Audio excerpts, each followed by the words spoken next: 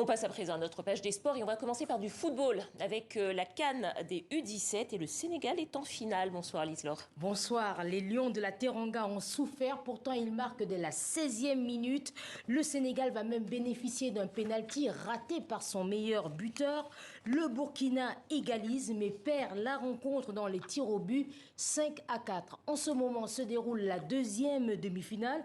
Nous sommes à la 80e minute, toujours 0-0 entre le Maroc et le Mali.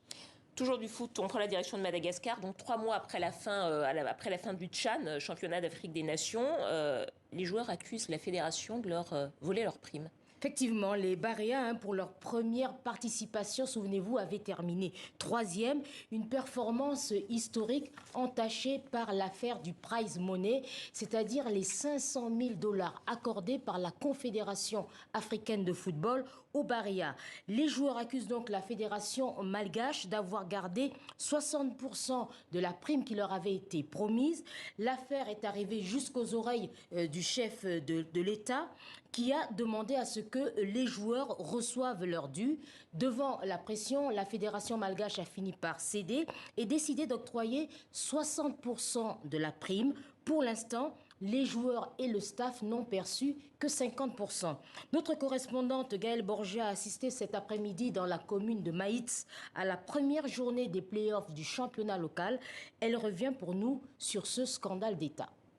Ce scandale n'est pas une surprise ici à Madagascar puisque la fédération de football est régulièrement accusée de mauvaise gouvernance, de conflits d'intérêts ou encore de détournement de fonds. On parle d'une fédération qui n'a pas de président depuis plusieurs années puisque ce dernier est en cavale sous le coup d'un mandat d'arrêt international pour une affaire de détournement de fonds.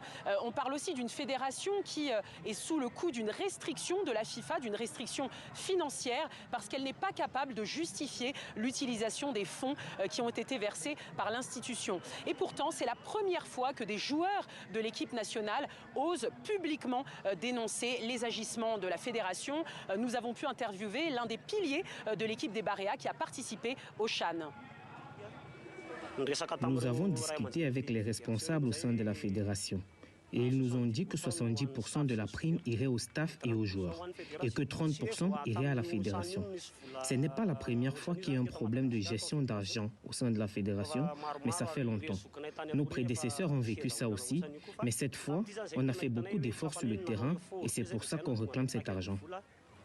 Si ce scandale a autant bousculé le monde du football à Madagascar, c'est parce que la fédération est accusée de s'enrichir au détriment de joueurs pauvres. Il faut rappeler que durant tous les préparatifs du CHAN, au sein du centre technique de la fédération, les joueurs prenaient leur douche et lavaient leurs vêtements dans une rivière, faute d'infrastructures. Et au début du CHAN, ils n'avaient pas de crampons adaptés au gazon naturel. On va prendre la direction du Maroc, Lise-Laure, où vient de s'achever le premier championnat d'Afrique de breakdance. Ça vous a beaucoup intéressé, moi aussi.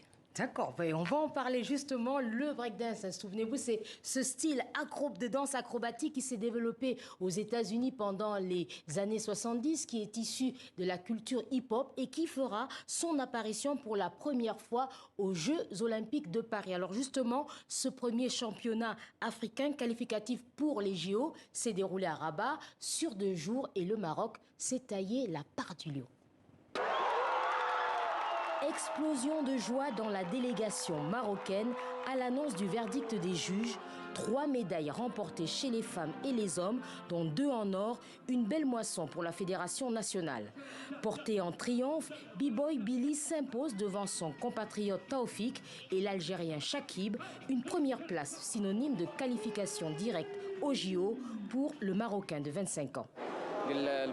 Aujourd'hui, j'ai gagné le championnat d'Afrique de breakdance, ce qui me conduit à représenter l'Afrique aux Jeux Olympiques de Paris en 2024. Je vais bien travailler pour une meilleure représentativité de l'Afrique. Sur la scène du théâtre Mohamed V de Rabat, 90 athlètes originaires de 16 pays d'Afrique. La compétition s'organise autour de battles. Les concurrents professionnels surnommés B-Boy ou B-Girl proposent des figures de style en improvisant sur le son des DJ. À l'issue des premiers tours qualificatifs, 32 jeunes dans chaque catégorie sont sélectionnés. Les 16 meilleurs disputent la finale. Déjà, se rencontrer avec les danseurs de différents pays, c'est déjà quelque chose de bon. Parce qu'il y a l'Angola, il y a le Côte d'Ivoire, il y a le Maroc, la Nigérie, le Nigeria. Voilà, on se retrouve ici, nous sommes unis. Ça nous permet aussi de se connaître entre danseurs et ça crée l'union entre nous pour la communauté. Donc pour moi, c'est du kiff, c'est un plaisir vraiment d'être ici. Même enthousiasme également à la Fédération internationale de danse sportive, marraine de ce premier championnat. Les épreuves de breakdance aux Jeux olympiques se dérouleront à Paris les 9 et 10 août 2024.